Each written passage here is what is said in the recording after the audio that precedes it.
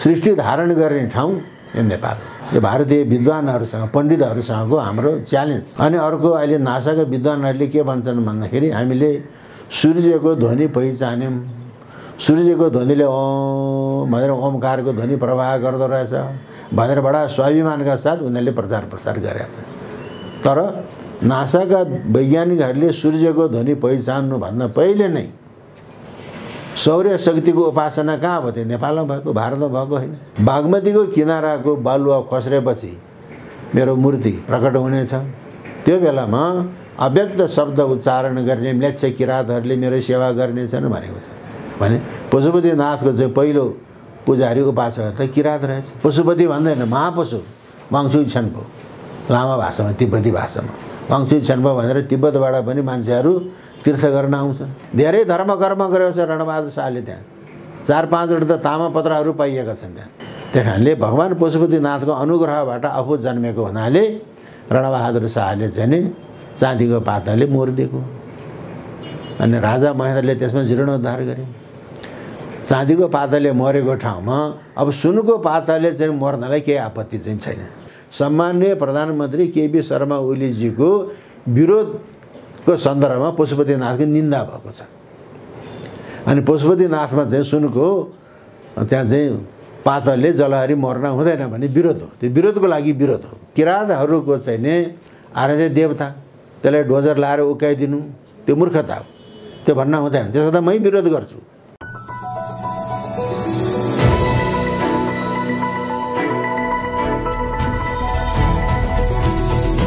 हिमाल online TV.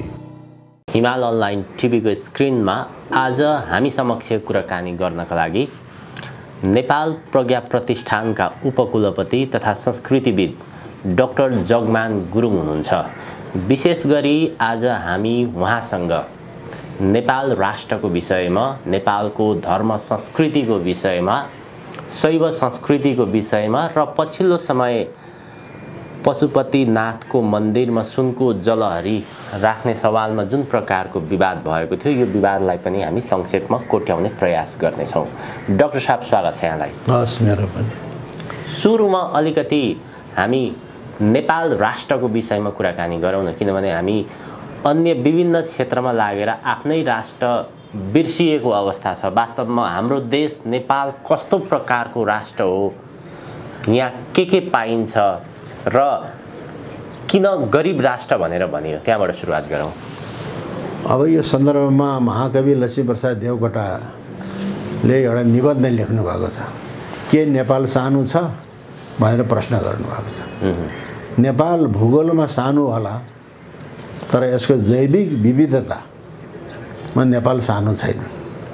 जैविक विविधता जस्तै यहाँका विभिन्न समुदायहरूको विविधता, विभिन्न भाषाभाषीहरू, विभिन्न वेशभूषा लगाउने, विभिन्न रीतिथिति भएका हिमालदेखि पहाडदेखि खोज टार उपत्यका र मध्यसम्मका जैविक विविधता, मानिसको सांस्कृतिक विविधता। तर त्यो विविधता भए तापनि त्यसमा एकता, यो नेपालको विशेषता यस्तो किसिमको हो। र नेपालको अहिले अब हिन्दू अवधारणा अनुसार सत्य, त्रेता, द्वापर, कली 4 वटा चाहिँ युग छन्। त्यो युगमा पनि अहिलेको चाहिँ कलियुग 28औं कली रे। यस्ता चाहिँ 27 वटा कलियुग व्यतीत भइसक्यो।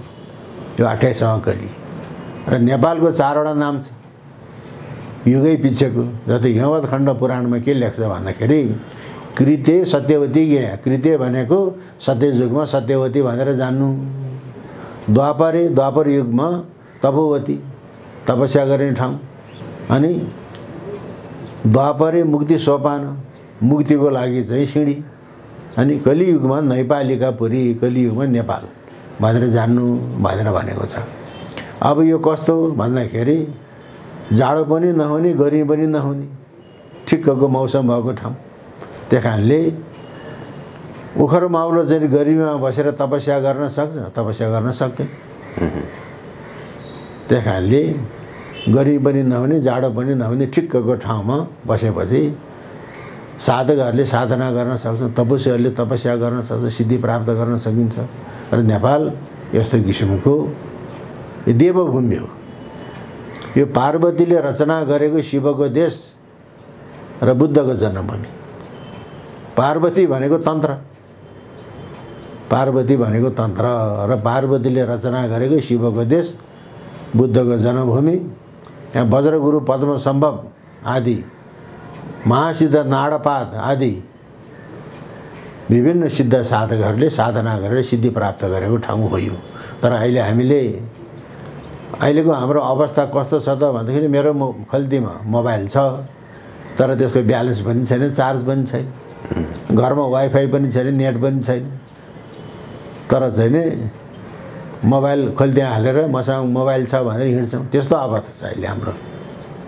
नेपालको महत्त्व हामीले चिन्न सकेका चाहिँ छैनौँ।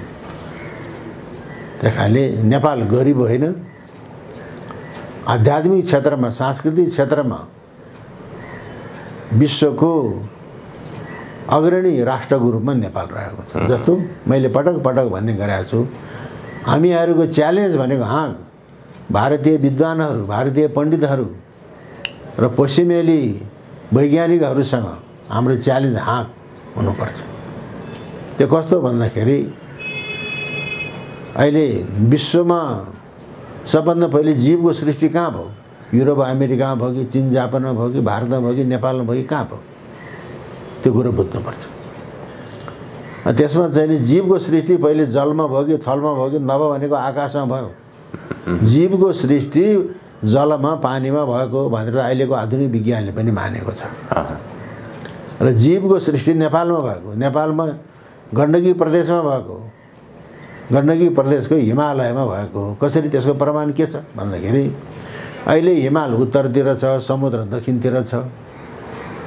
अघि समुद्र उत्तरतिर थियो, हिमाल दक्षिणतिर थियो। समुद्रको पिँध थेग्रिँदै थेग्रिँदै थेग्रिँदै आउँदाखेरि माथिपट्टि हिमाल उठ्यो अनि पानी जति दक्षिणतिर बग्यो। र त्यो महाप्रलय कालमा जलजन्तुहरू एक ठाउँमा थेग्रिए। ती थेग्रिएका जलजन्तुहरू जीवाश्म भयो, फोसिलाइज फर्ममा परिणत भयो, जसलाई हामी अहिले शालिग्राम भनेर भन्छौँ। त्यो हो त्यो जीवाश्म, त्यतिखेरका जलजन्तुहरू। अब शालिग्राम विश्वमा अन्त पाइन्छ त? अन्त पाइँदैन शालिग्राम। शालिग्राम पाइने काली गण्डकी, काली गण्डकीको मुहान दामोदर कुण्ड। उदर भनेको पेट। हाम्रा आमा दिदीबहिनीहरूले गर्भ कहाँ धारण गर्छ? पिँडौलामा गर्भ धारण गर्छ र छातीमा टाउकोमा गर्भ धारण गर्छ। गर्भाशय त पेटमा छ। उदर भनेको पेट हो। त्यही कारणले यो चाहिँ सृष्टि धारण गर्ने ठाउँ यो नेपाल। हजुर, त्यो कुरा हामीले बुझ्नुपर्छ। हजुर, यो भारतीय विद्वानहरूसँग, पण्डितहरूसँगको हाम्रो च्यालेन्ज। अनि अर्को अहिले नासाका विद्वानहरूले के भन्छन् भन्दाखेरि हामीले सूर्यको ध्वनि पहिचान्यौँ, सूर्यको ध्वनिले ओम भनेर ओमकारको ध्वनि प्रवाह गर्दो रहेछ भनेर बडा स्वाभिमानका साथ उनीहरूले प्रचार प्रसार गरेका छन्। तर नासाका वैज्ञानिकहरूले सूर्यको ध्वनि पहिचान्नुभन्दा पहिले नै सौर्य शक्तिको उपासना कहाँ भयो? त्यो नेपालमा भएको, भारतमा भएको होइन। त्यसको प्रमाण के छ भन्दाखेरि अब अहिले ब्रह्मगायत्री भनेको त भर्गो देवस्य धीमहि, त्यो भरभराउँदै देवताको उपासना। त्यो कहाँ भयो? त्यो नेपालमा भएको। कसरी भन्दाखेरि विश्वामित्र चाहिँ नि राजा थिए। उनी वशिष्ठसँग उसको तकरार पर्यो। वशिष्ठ ऋषि, विश्वामित्र राजा। तकरार परेपछि वशिष्ठबाट उसको हार भयो। अनि चाहिँ क्षेत्री बलभन्दा ब्रह्म बल बलियो हुँदो रहेछ भनेर राजपाट छोडेर उनी तपस्या गर्न रुरु क्षेत्र आए ऋडीमा। त्यहाँ मेनकाले उसलाई चिप्ल्याइदियो। त्यसपछि इन्द्रिय निग्रह गरेर कौशिकीको किनारामा अहिले नेपालको बराह क्षेत्रमा गएर उसले सौर्य उपासना गरे। अहिले ब्रह्मगायत्रीको ऋषि विश्वामित्र हो र बराह क्षेत्रमा गएर उसले भर्गो देवस्य धीमहि, त्यो भरभराउनु देवता सौर्य शक्तिको उपासना गरेपछि उसले ब्रह्मगायत्रीको अनुष्ठान गरे। र त्यो ब्रह्मगायत्री सौर्य शक्तिको अनुष्ठान भएको देश नेपाल हो। तर अब हामीले त्यो बुझेका चाहिँ छैनौँ। यो गफ हो भन्छ, त्यो गफ होइन। र यति प्रमाणले चाहिँ नै हामी नेपाल चाहिँ विश्वको हजुर एउटा उत्कृष्ट राष्ट्र हो। अब अहिले हिन्दूहरूको 4 वेद, 18 पुराण, ब्रह्मसूत्र भनेको छ। वेदको सम्पादन कसले गरे? व्यासले गरे। कतिपय पुराणहरू व्यासले लेखेका छन्। ब्रह्मसूत्र व्यासले लेखेको, महाभारत व्यासले लेखेको, गीताको रचना व्यासले गरेको। त्यो व्यास कहाँ जन्मे त? नेपालमा गण्डकी प्रदेशमा तनहुँको सदरमुकाम दमोली, मादी र सेतीको द्वीपमा उनी जन्मे। मादी र सेतीको द्वीपमा जन्मेको हुनाले कृष्ण द्वैपायन भनेको छ। कृष्ण भनेको भगवान कृष्ण पनि कृष्ण, व्यास पनि कृष्ण, उसको नाम कृष्ण हो। तर दुईटा नदीको द्वीपमा जन्मेको हुनाले उसले द्वैपायन भने। वेदको व्यास अथवा व्याख्या विस्तार गरेको हुनाले वेद व्यास भने। तपाईँ हामी जस्तै मानिस हौँ, उनले आफ्नो कर्मले गर्दै भगवान भए। र भगवान विष्णुका चाहिँ 24 अवतारमध्ये एक अवतार वेदव्यास। त्यो त दमौलीमा जन्मेको पराशर ऋषिको छोरो मत्स्योदरी, मत्स्यगन्धा माझीकी छोरीबाट जन्मेको। अहिले माझीको दर्जा केमा हुन्छ त? आदिवासी जनजातिमा छ। भैँसीको मासु खाने, जाँड खाने, सुँगुरको मासु खाने माझीको छोरीको कोखबाट जन्मेको पराशर ऋषिको छोरो। अहिलेको हिसाबले त केसी हुनु पर्यो नि त, खत्री छेत्री। उनी किन वेदव्यास भन्यो? अहिले चौकामा बसेर भागवत बाँध्ने उपाध्याय बाहुनले म व्यासासनमा व्यास स्वरूपले रहेको छु भन्छ। जसले जाने त्यसरी गणेश। त्यस कारणले नेपाल भनेको यस्तो किसिमको देश हो। हजुर, नेपाललाई पशुपतिनाथको देश भनेर पनि चिनिन्छ। खास गरी पशुपतिनाथ भनेको के हो? पशुपतिनाथ महत्त्व के छ?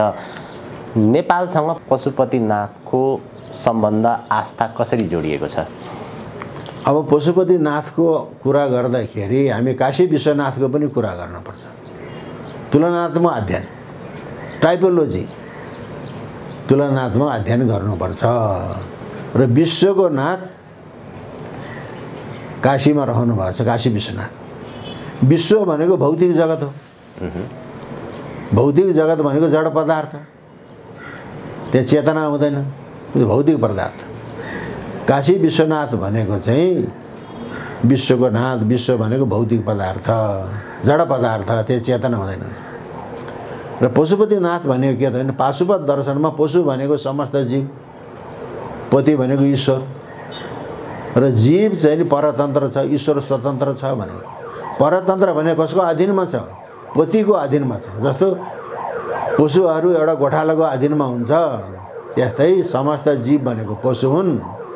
पशुहरू पति अथवा ईश्वरको अधीनमा हुन्छ। ईश्वरको अनुग्रहबाट त्यो पशुको जडभाव हरण हुन्छ अनि उसले शिव सायुज्य प्राप्त गरेको छ भने। त्यही पशुपतिनाथ भनेको समस्त जीवको नाथ हो। अब त्यो चाहिँ भौतिक देहमा जीवको सञ्चार हुनु पर्यो। त्यो जीव भएर मात्रै भएन, त्यो देह धारण गर्नुपर्छ त्यसले।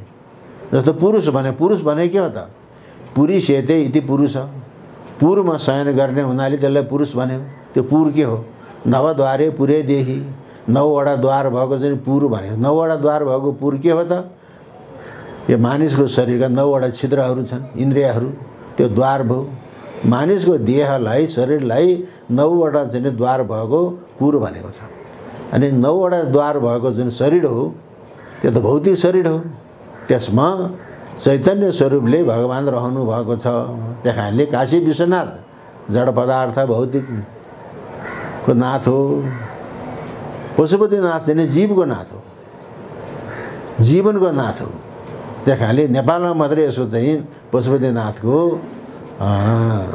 महिमा व्याप्त छैन, संसारभरि व्याप्त। समस्त प्राणी जगतको चाहिँ जीवको नाथ पशुपतिनाथ। र नेपालको आराष्ट्रिय देवता अघि लिच्छवी कालमा अंशुवर्माको चाहिँ समयदेखि कस्तो प्रशस्ति धारण गरे लिच्छवी राजाहरूले भन्दाखेरि श्री पशुपति भट्टारक पादानुगृहित।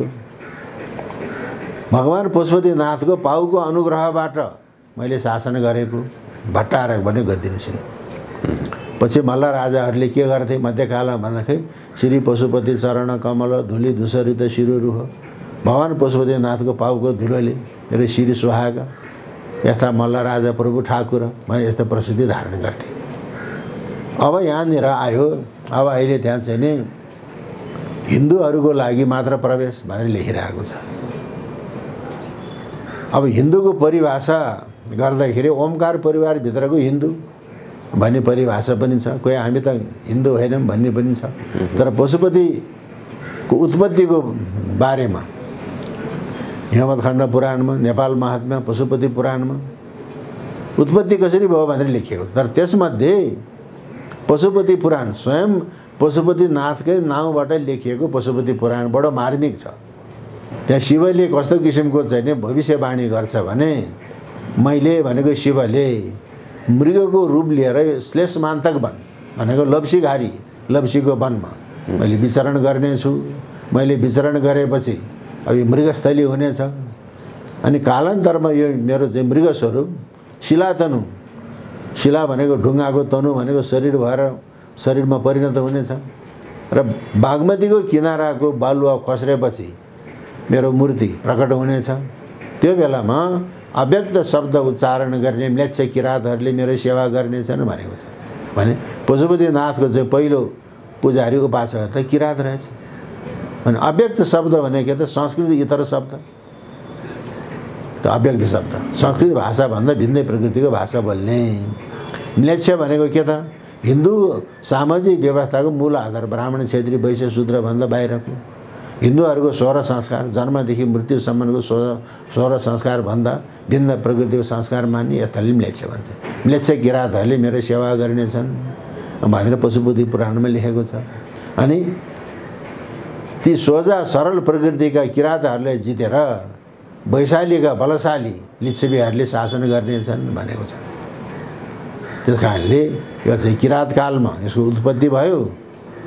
अनि लिच्छवी कालदेखि यसलाई चाहिँ शास्त्रोक्त विधि भनेको वैदिक विधिले यसको पूजा अर्चना गर्दा गर्दा गर्दै यो आएको हो। अब यहाँनिर पनि हामीले के बुझ्नुपर्छ भन्दाखेरि अहिले सर्वसाधारणले शिव भनेको त हिन्दूको देवता हो भनेर भन्छन्। तर अब यसमा सुर असुर, सुर भनेको आर्य, असुर भनेको आर्यतर अनार्य संस्कृतिको समन्वय छ शैव मतमा।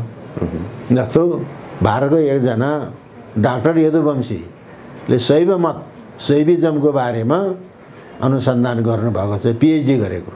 उहाँको थेसिस छापिएको छ शैव मत भनेर। भारतको बिहार राष्ट्र भाषा परिषदले छपाएको छ शैव मत।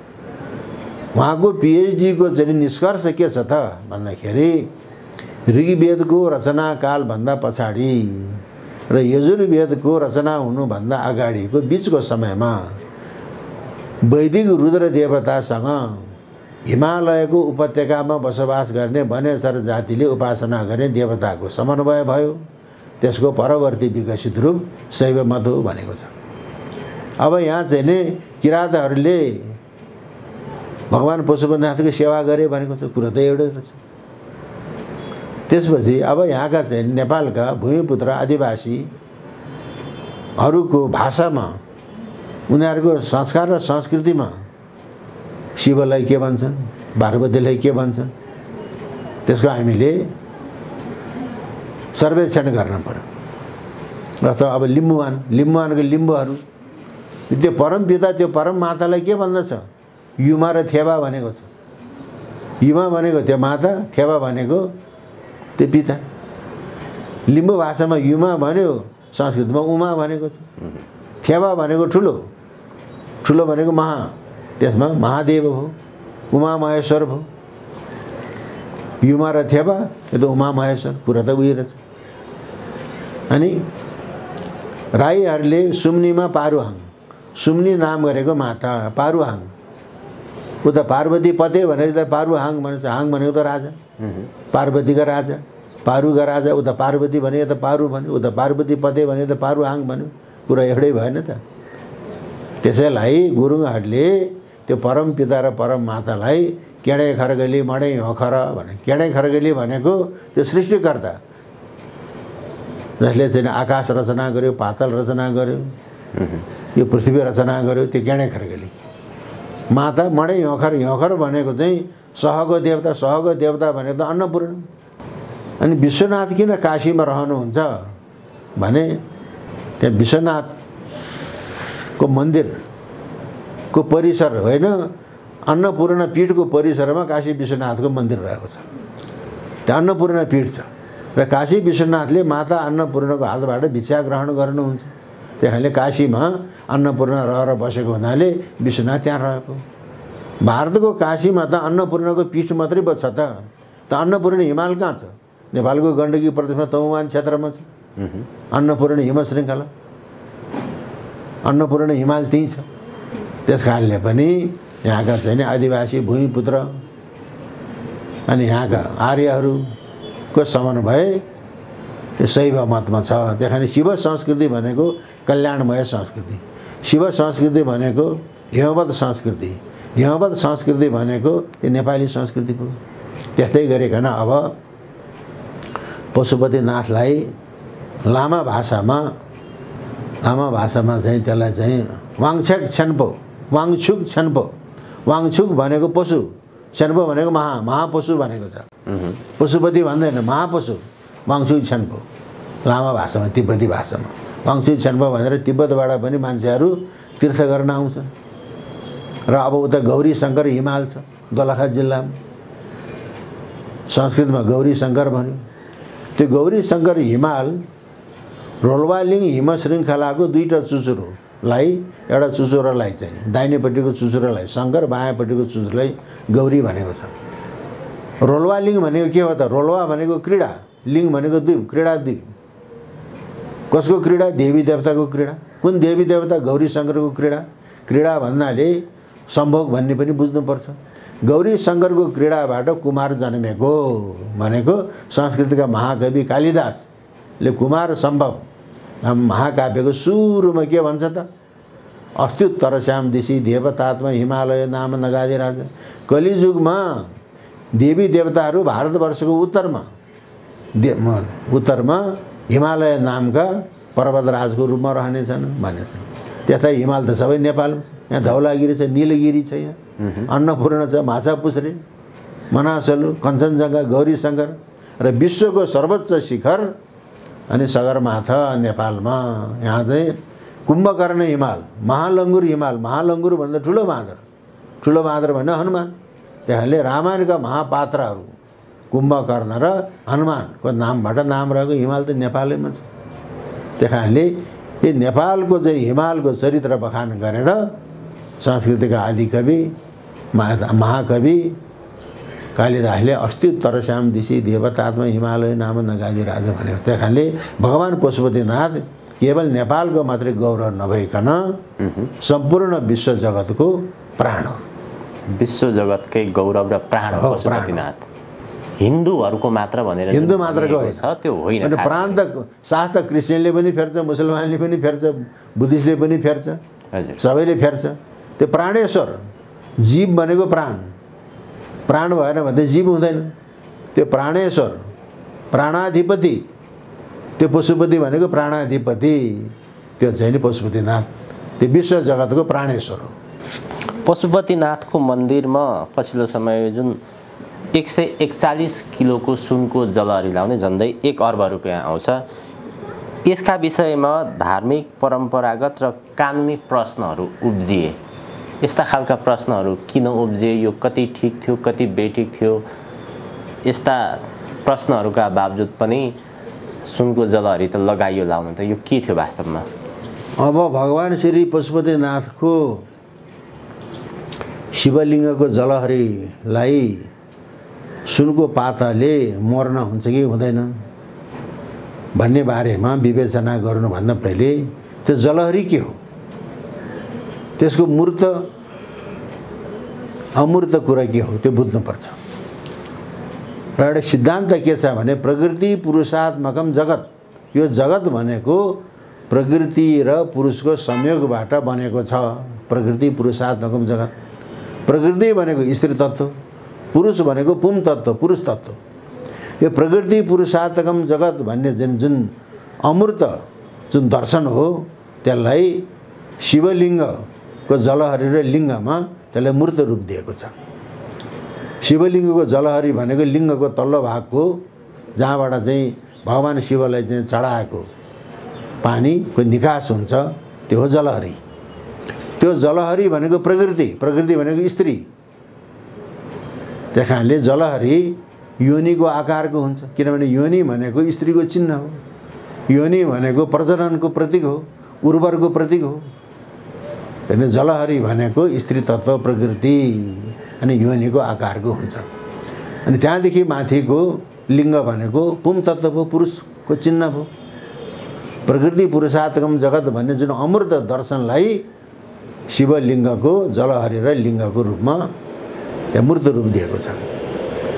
अब जलहरी भनेको चाहिँ प्रकृतिको प्रतीक हो, स्त्रीको प्रतीक हो, योनिको आकारको हुन्छ भनेर मैले भने। जलहरी 3 शैलीको हुन्छ। एउटा द्रविड, नागर, बेसर। द्रविड, नागर, बेसर। विन्ध्याचलदेखि दक्षिणपट्टि द्रविड शैलीको जलहरी पाइन्छ। द्रविड शैलीको जलहरी अष्टकोणाकारको हुन्छ। अनि विन्ध्याचलदेखि उत्तरमा, उत्तर भारत र नेपालमा नागर शैलीको जलहरी पाइन्छ। नागर शैलीको जलहरी चतुष्कोणाकारको हुन्छ। अनि त्यो द्रविड शैली र नागर शैलीको मिश्रण बेसर शैली। बेसर शैली गोलाकारको हुन्छ र नेपालमा नागर शैलीको पनि पाइन्छ, बेसर शैलीको पनि पाइन्छ। वास्तवमा बेसर शैलीको गोलाकारको चाहिँ जलहरीमा त्यसले योनिको ठिक प्रतिकृति प्रस्तुत गर्छ। जस्तो अब यहाँका प्राचीन शिवलिङ्गहरूमा मानदेवको रानी क्षमा सुन्दरीले स्थापना गरेको शिवलिङ्ग अहिले लाजिमपाटमा छ, नारायण राजदरबारको ठिक उत्तरमा। त्यो नागर शैलीको छ। अनि मानदेवकै अर्का रानी गुणवतीले स्थापना गरेको शिवलिङ्ग पनि नारायण हिटी दरबारदेखि पूर्वतिर छ। त्यसलाई पनि लाजिमपाट भनिन्छ, लाजिमपाट मानिन्छ। त्यो चाहिँ बेसर शैलीको छ, गोलाकारको, ठिक योनिको प्रतिकृति त्यहाँ पाइन्छ। र अब भगवान पशुपतिनाथको जुन जलहरी हो त्यो बेसर शैलीको छ। त्यो जलहरी चाहे चाहिँ नागर शैलीको होस्, चाहे द्रविड शैलीको होस्, चाहे बेसर शैलीको होस्, त्यो जलहरीको चाहिँ जल निकासको मार्ग उत्तरतिर फर्केको हुन्छ। त्यो जल निकासको मार्गलाई योनि मार्ग, जुन जलमार्ग हो त्यसलाई योनि मार्ग भन्दछ, किनभने त्यो योनिको प्रतीक हो। त्यस्तै शिवलिङ्ग पनि 3 खण्डको हुन्छ। शिवलिङ्गको तल्लो भाग ब्रह्म भाग, त्यो ब्रह्म भाग चतुष्कोणाकारको हुन्छ। बीचको भाग विष्णु भाग, त्यो विष्णु भाग चाहिँ अष्टकोणाकारको हुन्छ। सबभन्दा माथिको रुद्र भाग, त्यो रुद्र भाग गोलाकारको हुन्छ। अनि मन्दिरमा स्थापना गर्दाखेरि ब्रह्म भाग र विष्णु भाग जलहरी भन्दा मुनितिर राखेको हुन्छ, रुद्र भाग मात्रै माथि हुन्छ। त्यो रुद्र भागमा चाहिँ नि पूजा गर्ने भन्नाले रुद्र भागलाई पूजा भाग पनि भनिन्छ। पहिले त सादा किसिमको हुन्थ्यो, पछि मान्छेले चाहिँ पूजा गर्ने शिवलिङ्गमा मानिसले मान्छेकै आकृति अङ्कित गर्न चाहे, किनभने आफू जस्तै मुखाकृति अङ्कित गर्न चाहे देखानले। अनि शिवलिङ्गमा चाहिँ चारतिर 4वटा मुख, पूर्व पश्चिम उत्तर दक्षिण, अनि मानवको मुखाकृति अङ्कित गर्न थाल्यो। पहिले 4वटा चाहिँ मुख अङ्कित गर्नुभन्दा एउटा मात्रै मुख अङ्कित गरेको रहेछ। त्यस्तै अहिले भगवान पशुपतिनाथको मन्दिरदेखि वासुकीको मन्दिरनेर त्यो एकमुखे शिवलिङ्ग छ, सानो। तर बागमती पारी मृगस्थलीमा जाने भने भव्य खालको एकमुखे शिवलिङ्ग छ। एक मुख बनायो, त्यसपछि 4 मुख बनायो। आज माथि त मुखै बनाउँदैन। माथि मुख भएको शिवलिङ्ग पनि छ। आम शिवलिङ्गमा माथि मुख हुँदैन। तर पनौतीको इन्द्रेश्वर महादेवको मन्दिरको सजी तीर्थमा त्यो प्राचीन होइन, धेरै पछिको हो, मध्यकालको पनि अन्तिमतिरको होला। त्यहाँ त माथि ऊर्ध्व भागमा पनि मुख बनाएको छ, तर चाहिँ साधारणतः मुख बनाउँदैन। त्यस्तो हो। अब यहाँ रह्यो त्यो जलहरीलाई सुनको पातोले मोड्न हुन्छ कि हुँदैन भन्ने कुराको विरोध किन भयो त यहाँ भने सम्माननीय प्रधानमन्त्री केपी शर्मा ओलीजीको अग्रसरतामा पशुपति विकास कोषले त्यहाँ चाहिँ नि भगवान श्री पशुपतिनाथको जलहरीलाई सुनको पातोले मर्ने योजना बनाए। मरि पनि सक्यो, तर त्यसको विद्रोह भयो, विरोध भयो। सर्वोच्च अदालतमा रिट परेको छ। मैले सम्मानित सर्वोच्च अदालतलाई अवहेलना गरेको होइन, यो अदालतको विषय होइन, यो त हाम्रो परम्पराको विषय हो। र अब भगवान पशुपतिनाथको यो शिवलिङ्ग त्यो लिच्छवीकालीन यो शिवलिङ्ग होइन, मल्लकालको अन्तिमतिरको। किनभने मल्लकालको अन्तिमतिर यहाँ चाहिँ बङ्गालका नवाब शमसुद्दिनले आएर यहाँ आक्रमण गरे, पशुपतिनाथको लिङ्गलाई त्रिखण्डीकृत 3 टुक्रा बनाइदियो भनेको छ। अनि कुनैले के भन्छन् भने 3 टुक्रा बनाएको होइन, त्यसलाई चाहिँ मुसलमानले छोएको हुनाले त्यहाँ पूजा नगरेको भनेको छ। अहिले देवपाटनमा एउटा शिवलिङ्ग छ, एउटा पुरानो शमसुद्दिनको आक्रमणभन्दा पहिलेको शिवलिङ्ग यो हो भन्ने छ। जहाँ अहिले शङ्कराचार्यहरूको मूर्ति स्थापना गरेको छ त्यही छ एउटा मूर्ति। र अहिलेको मूर्ति चाहिँ जयसिंहराम वर्धनले अनि यो पूर्व मध्यकालको अन्तिमतिर स्थापना गरेको शिवलिङ्ग हो। अब त्यहाँ चाहिँ नि अहिले विशेष रूपले के थाहा पाइयो भन्दाखेरि त्यो सुनको त्यो जलहरीलाई सुनको पातोले मर्नलाई त त्यहाँ हेर्दाखेरि धातुको पत्रै पाइयो। पत्र भने त विभिन्न समयमा विभिन्न चाहिँ भक्तहरूले कुनैले चाहिँ अब पित्तलको पातोले छापेको होला, कुनैले चाहिँ तामाको पातोले छापेको होला, कुनैको चाँदीले पातोले छापेको होला, पत्रै पाइयो। र त्यो ढुङ्गामा अहिले मात्रै सुनको पातोले मर्न खोजेको होइन। र पहिले त कोले मरे, त्यसको लेखत र रेकर्ड अहिलेसम्म बाहिर आएको छैन। तर अहिलेसम्म के थाहा पाइएको छ भने रणबहादुर शाहको पालामा पशुपतिनाथको जुन जलहरीलाई चाँदीको पाताले त्यो मोर्ने काम भयो। त्यसो भने बिचमा कसैले चाहिँ अब जीर्णोद्धार गरे होला, त्यसको पनि अहिले थाहा पाउन सकेको छैन। पछि 2024 सालमा स्वर्गवासी श्री 5 महेन्द्रले फेरि जीर्णोद्धार गरे भन्ने छ। र राजा महेन्द्रको समयमा पशुपतिमा धेरै सफा भएको छ। किनभने अहिले हामी पशुपति जाँदाखेरि त्यो आँगनमा त्यहाँ पनि शिवलिङ्ग जोगियाहरू मरे त्यहीँ लगेर गाड्यो, त्यहाँ माथि चाहिँ शिवलिङ्ग स्थापना गर्यो। कुनैले चाहिँ नि नगाडे पनि त्यहाँ शिवलिङ्ग स्थापना गरेर पाइलो टेक्ने उतै ठोकिने त्यस्तो थियो।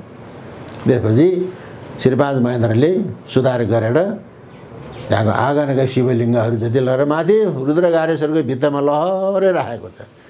त्यो रुद्रगारेश्वरको भित्तामा भएको शिवलिङ्गहरू सबै पहिले चाहिँ पशुपतिको प्राङ्गणमा भएको। अनि अरू मूर्तिलाई पनि दायाँ बायाँ पेटीहरूमा राखी सफा गरेको छ।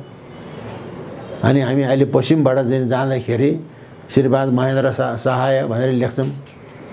त्यो ठुलो गेट द्वार राजा महेन्द्रले बनाएको।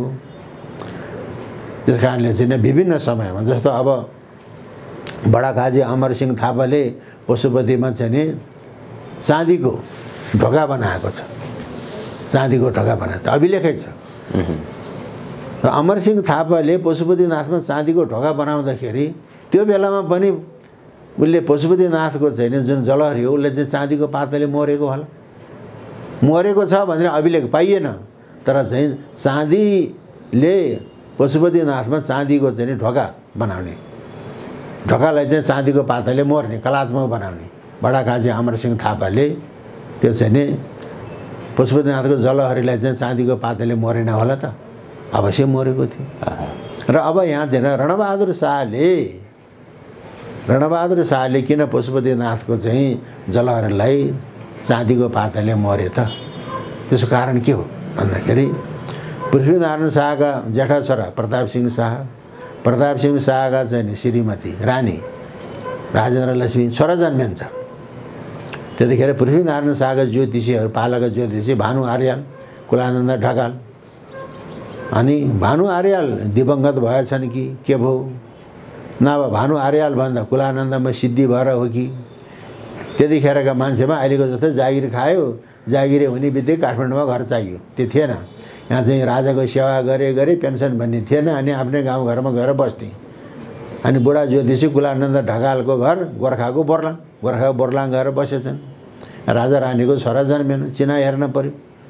ल बुढा जयसीले लिन जाँदाखेरि म वृद्ध अवस्थाको भए म आउन सक्दिनँ र राजा रानीको चाहिँ चिना यहीँ पठाइदिनु भने राजा रानीको चिना पठाएर गएपछि यो तिथि मितिमा राजा रानीले पशुपतिको पूजा गर्नु, त्यो रात पशुपतिमै बसेर यो मुहुर्तमा गर्भधान गर्नु, अहिले त कन्सिभ गर्नु भने त्यही अनुसारले गरेपछि अनि अब यति महिनापछि छोरा जन्मनेछ, त्यसको नाम रणबहादुर शाह रहनेछ। कुलानन्द ढकालले गर्वे चिन्ह लेखेको अनि रणबहादुर शाह जन्मे त्यो कुरा त उसलाई थाहा भएपछि भगवान् पशुपतिनाथप्रति अनुग्रहित हुनलाई धेरै धर्म कर्म गरेको छ रणबहादुर शाहले। त्यहाँ 4-5 वटा त तामापत्रहरू पाइएका छन् त्यहाँ। त्यही कारणले भगवान् पशुपतिनाथको अनुग्रहबाट आफू जन्मेको हुनाले रणबहादुर शाहले चाहिँ नि चाँदीको पाताले मोरिदिएको। अनि राजा महेन्द्रले त्यसमा जीर्णोद्धार गरे। चाँदीको पाताले मरेको ठाउँमा अब सुनको पाताले चाहिँ मर्नलाई केही आपत्ति चाहिँ छैन। त्यो सुनै भित्राउन हुँदैन भन्ने होइन, किनभने भगवान् पशुपतिनाथको माथिको धारापात्र सुनको छ। त्यहाँ दुध चढाउँछ, पानी चढाउँछ, त्यो हरहर गर्छ। बडे मानको सुनको शङ्ख छ। भगवान्लाई चाहिँ सुनको शङ्खबाट जल अर्पण गर्छ। अनि भक्तहरूले चाहिँ शङ्ख जलको अभिषेक बिहान 9 बजे आदि कलशको अभिषेक हुन्छ, मध्याह 12 बजे शङ्ख जलको अभिषेक हुन्छ। भोग लगाएर चाहिँ नि कृतार्थ भएपछि 2:30 बजे चाहिँ पूर्ण कलशको अभिषेक हुन्छ। ठुला भाँडा जति सबै चाँदीको, सानो भाँडा जति सबै सुनको। माथि त सुनैको छाना छ त, त्यहाँ सुनको प्रवेश हुनु हुँदैन भन्ने चाहिँ यो त के भयो भन्दाखेरि सुनको प्रवेश गर्दाखेरि देशमा त्यस्तो कुनै प्रकारको अनिष्ट हुँदैन। अनिष्ट हुँदैन। यहाँ त किन विरोध भयो भन्दाखेरि सम्माननीय प्रधानमन्त्री केपी शर्मा ओलीजीको विरोधको सन्दर्भमा पशुपतिनाथको निन्दा भएको छ। अनि पशुपतिनाथमा चाहिँ सुनको त्यहाँ चाहिँ पातलले जलहरी मर्न हुँदैन भन्ने विरोध हो। त्यो विरोधको लागि विरोध हो। अब मैले त के भन्छु भन्दाखेरि भगवान् पशुपतिनाथमा सुनको चाहिँ कोष चढाउन पाएदेखि आज कति सुन्दर हुन्थ्यो। भगवान् पशुपतिनाथ स्वर्णमय कोष। कोष भनेको ढुकुटी पैसा होइन, त्यहाँ त चाहिँ अब ढुङ्गाको छ। ढुङ्गाको चाहिँ नि बाहिरपट्टि अब भगवान्को चाहिँ कोषको हेर्नलाई कुम्भेश्वरमा जानुहोस् तपाईँहरू। कुम्भेश्वरमा एउटा मूर्ति छ, बिहानभरि त्यो मूर्तिमा पूजा हुन्छ। त्यसपछि कोष भन्नाले त्यहाँ तामाको, त्यसलाई चाहिँ अब कभर भनौँ न, त्यस्तै 4 दिशामा मुख भएको कभरले घ्वाप्प चाहिँ छोपिदिन्छ अनि त्यसैको दर्शन गर्ने। त्यस्तै भगवान् पशुपतिनाथको श्री विग्रह भनेको लिङ्गलाई पनि अनि चाहिँ सुनको कोषले अर्पण गर्न पायो भने त्यो सुवर्णमय कोष, सुवर्णमय लिङ्ग कस्तो शोभायमान हुन्थ्यो। म त त्यो आग्रह गर्छु। र अब भगवान् पशुपतिनाथको अनुग्रह, पशुपति भट्टारका पादानुगृहित श्री पशुपति चरण कमल धुली धुसरित शिरोरुह। अब सम्माननीय प्रधानमन्त्री केपी शर्मा ओलीजीले पशुपतिनाथको जलहरीलाई सुनको पाताले मोडिदिनु भयो उहाँको अग्रसरतामा। अब म के भन्छु भन्दाखेरि अझै 7 वर्ष सम्माननीय प्रधानमन्त्री केपी शर्मा ओली मर्द पनि मर्दैन, उहाँको हातबाट सत्ता पनि जान्न। अर्को चुनावमा जितेर आएर प्रधानमन्त्री भएपछि उहाँले पशुपतिनाथमा सुनको कोष चढाउनु हुनेछ। अनि बल्ल पशुपति भट्टारका पादानुगृहित हो। र पशुपति कतिपयले कसरी पनि हेरे भने प्रधानमन्त्री केपी शर्मा ओली पशुपतिनाथ दर्शन गर्न जानुभयो, राष्ट्रपति विद्यादेवी भण्डारी पनि पशुपतिनाथ दर्शन गर्न जानुभयो, सुनको जलहरी लगाउनुभयो। यो पशुपतिनाथ भनेको हिन्दू धर्मसँग जोडिएको, राजासँग जोडिएको, नेपाल धर्मनिरपेक्षता छ, नेपाललाई हिन्दू राष्ट्र बनाउन लाग्यो भने त्यसरी जोडिए धेरैले। त्यो होइन। अब पशुपतिनाथ चाहिँ नि त्यो हिन्दूको लागि प्रवेशमा भनिदियो, तर त्यो होइन। अब भगवान् पशुपतिनाथमा सर्वधर्म समभाव। हजुर, हामी पशुपति भन्छ, शिव भन्छौँ। त्यो शिव मात्रै होइन, सर्वधर्म समभाव। सर्वधर्म समभाव भन्नाले भगवान् पशुपतिनाथको पूर्वमुख तत्पुरुष। तत्पुरुष भनेको सृष्टिकर्ता ब्रह्मा। सृष्टिकर्ता ब्रह्मा भनेको ठोस पदार्थ, पृथ्वी तत्त्व, माटो तत्त्व हो। पश्चिममुख सद्यो जात। सद्य भनेको अहिले भर्खरै जात भनेको जन्मेका बालकको जस्तो कलकलाउँदो मुख भएको भगवान् विष्णु, त्यो तरल पदार्थ, जल तत्त्व। अनि उत्तरपट्टिको मुख वामदेव, बायाँ भागमा आफ्नो शक्तिले धारण गरेका अर्धनारीश्वर, त्यो गतिशील वायु तत्त्व। दक्षिणपट्टिको मुख अघोर, घोर डरलाग्दो भएको भने अघोर शान्ति स्वरूपको त्यो तेज भनेको त्यो अग्नि तत्त्व। अनि माथि ऊर्ध्वमुख, माथिपट्टि मुख हुँदैन, तर त्यो ऊर्ध्वमुख ईशान। र यो सन्दर्भमा ईशान भन्नाले उत्तर र पूर्वको बिचको दिशा होइन। विषय वा प्रसङ्गले अर्को अर्थ नलागेमा भगवान् श्री पशुपतिनाथको पञ्चमुखमा ईशान भन्नाले अनि आकाश तत्त्व, आकाश भने के त? सर्वव्यापक छ, अव्यक्त छ, त्यो परब्रह्म परमेश्वर। अब त्यो ब्रह्मा पनि आए, त्यहाँ विष्णु पनि आए, रुद्र सबै आए। अनि तन्त्रको चरम विकास भएपछि अधोमुख तल्लोपट्टि पनि भगवान् शिवको ध्यान गर्न थाल्यो। त्यो कालाग्नि रुद्र देवता जस्तो आगोले सबैले भस्म बनाइदिन्छ, अहिले डढलो लाएर भने तुवा लाए कस्तो विधि भएको छ। आगोले, कालाग्नि रुद्र देवता आगोले सबैले डढाइदिए जस्तै समय चक्रले कसैलाई फकीर बनाइदिन्छ, कसैलाई अमिर बनाइदिन्छ, कसैले सत्तामा लगेर टिकाउँछ, कसैलाई चाहिँ अधोगतिमा पुर्याइदिन्छ, जेलखाना पुर्याइदिन्छ समय चक्रले। त्यो कालाग्नि रुद्र देवता। अनि पशुपतिनाथका चाहिँ नि षड्वक्त्र भनेको छवटा मुखबाट तन्त्रशास्त्रको षड्आम्नायको विकास भएको छ। त्यसमध्ये अधर आम्नाय भनेको तल्लो भागको अधोमुखबाट कालाग्नि रुद्र देवता अधर आम्नायबाट जुन तन्त्रशास्त्र विकास भयो त्यसको चक्रनायिका तारा, त्यसको भैरव अक्षोभ्य। अनि अधर आम्नायबाट बौद्ध तन्त्रको विकास भएको भनेको छ। भने त्यो हिन्दूको लागि मात्रै भयो त आएको। मैले अघि नै भने तिब्बतीहरू चाहिँ भगवान् पशुपतिनाथले वाङचुक छेन्पो, वाङचुक भनेको पशु, छेन्पो भनेको महा। र अब यहाँका वज्रयानी बौद्धहरू भगवान् पशुपतिनाथको दक्षिण मुख जुन अघोरो त्यसलाई त वज्रपानी बोधिसत्व भनेर मान्दछ। किन वज्रपानी बोधिसत्व माने त भनेको बौद्ध धर्ममा देवकुल, नरकुल, नागकुल, माथि आकाशमा देवकुल, यो मर्त्यमण्डलमा चाहिँ नरकुल, पातालमा नागकुल, र वज्रपानी बोधिसत्व नागकुलको अधिपति। अनि नागलोक कता छ त? दक्षिणतिर छ पाताल। नाग के हो? भगवान् पशुपतिनाथको गहना हो। त्यस कारणले वज्रपानी बोधिसत्वको रूपमा अघोरले मान्दछ। अनि अर्को मुखाष्टमी भनेको कार्तिक शुक्ल अष्टमीको दिनलाई नेपाल भाषामा मुख अष्टमी, मुख भनेको मुकुण्ड, त्यो दिनमा भगवान् पशुपतिनाथलाई आफ्नो साबिकको मुकुटको सट्टा अनि पञ्चबुद्ध मुकुट पहिराएर बुद्ध अवतारको रूपमा पूजा गर्छ। अहिले पशुपतिमा त्यो चलन हरायो, त्यो चलन लोप भयो। तर मुख अष्टमीको दिनमा कुम्भेश्वरलाई पञ्चध्यानी बुद्धको मुकुट भएको कोष चढाएर पूजा गर्ने परम्परा कुम्भेश्वरमा अहिले पनि छ। पशुपतिमा के भयो त? भारतीय अतिक्रमण भयो त्यहाँ। त्यो पनि सब कुरो, त्यो पनि हामीले बुझ्नुपर्छ।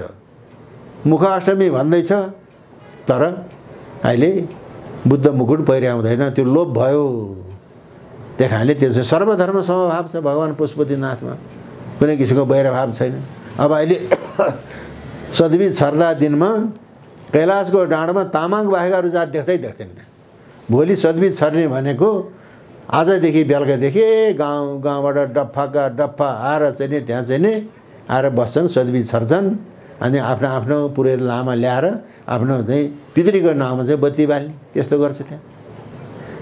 कस्तो किसिमको सद्भाव छ त्यहाँ। अब त्यहाँ चाहिँ नि देशोद्धार पूजा हुन्छ। देशोद्धार पूजामा त्यहाँ चाहिँ देवपाटनको एउटा साक्य नभइकन हुँदैन त्यहाँ। एउटा धोबीलाई त चाहिँ नि यहाँ धोबीलाई चाहिँ ठुलो फेटा गुथाएर अनि उसलाई चाहिँ त्यहाँ थकालीको रूपमा स्थापना गरेर उसले पूजा गर्छ।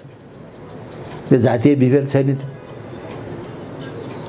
त्यस्तो किसिमको सर्वधर्म समभाव र राष्ट्र राष्ट्रियताको प्रतीक हो भगवान् पशुपतिनाथ। हजुर हजुर। डाक्टर साहब, जाँदा जाँदै अन्त्यमा यो खुवालुङको विषयले निकै चर्चा पायो। बराज क्षेत्रदेखि माथि त्रिवेणी छ, त्रिवेणीदेखि माथिको डाँडामा सैना महिना।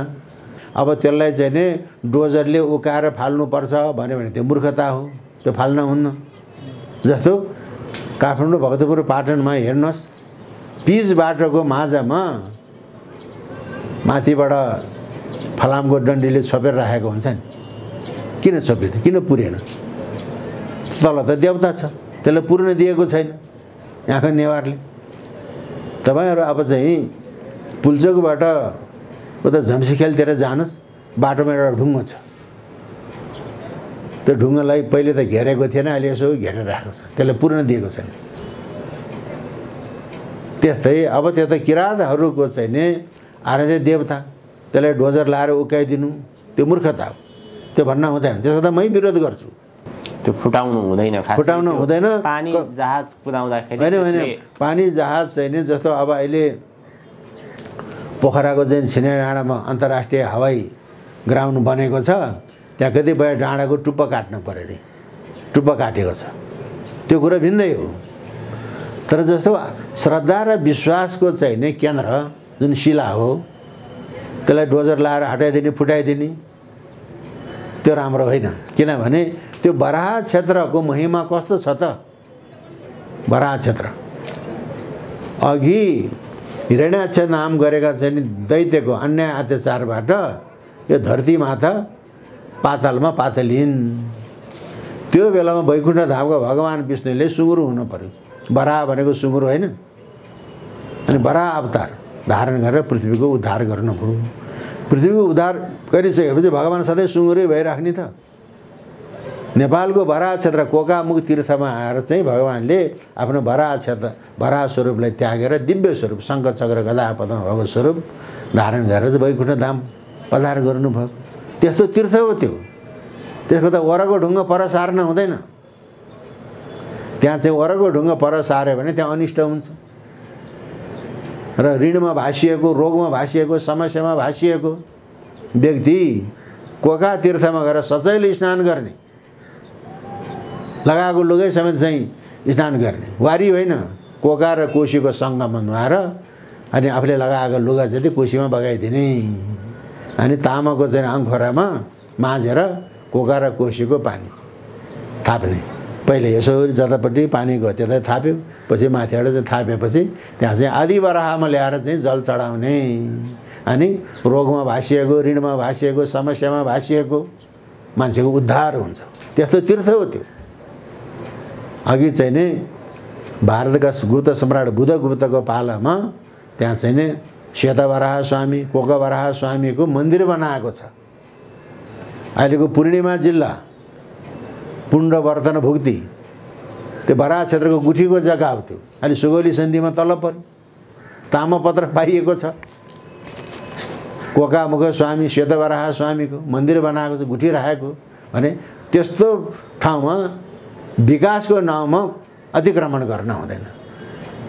त्यसको संरक्षण हुँदैन। चाहे आकाशमा होस् देवता, चाहे जलभित्र होस्, त्यो त बराह क्षेत्र हो। जलभित्र नभइकन कहाँ हुन्छ त्यो?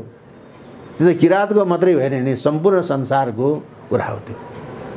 त्यही कारणले यो कुरो यस्तो कुरो गर्न हुँदैन। हस्, अत्यन्त धन्यवाद डाक्टर साहब यहाँको महत्त्वपूर्ण समय र विचारको लागि। हस् ल, अब चाहिँ नि हामीहरूको संवादबाट यो जगतको कल्याण होस्। यहाँहरूलाई सबैलाई चाहिँ म धन्यवाद अर्पण गर्दछु। ल, जय होस्।